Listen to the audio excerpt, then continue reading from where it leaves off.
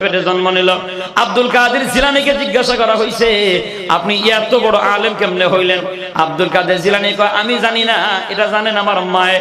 আব্দুল কাদের জিলানীর মায়ের কাছে যাওয়া হলো, ও আব্দুল কাদের জিলানীর মা, আপনার ছেলে এত বড় কামেল কেমনে হলো?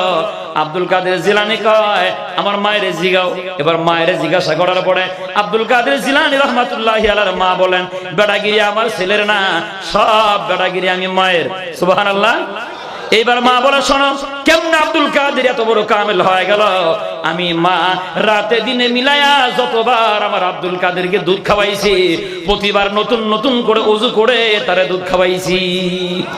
এজন্য মায়েরা পবিত্র হইলে সন্তান পবিত্র হয়, যার কারণে আব্দুল কাদের জিলানীর জন্ম হয়। আর আমরা অপবিত্র হওয়ার কারণে আমাদের পেটের ভিতরে ঐশিয়ার ডক্টর ইমরান জন্ম নেয়। ওর বাড়ি আমার বাড়ির কাছে মাত্র 3 কিলোমিটার। এই ইমরান এই সরকারের বাড়ি আর আমাদের বাড়ি।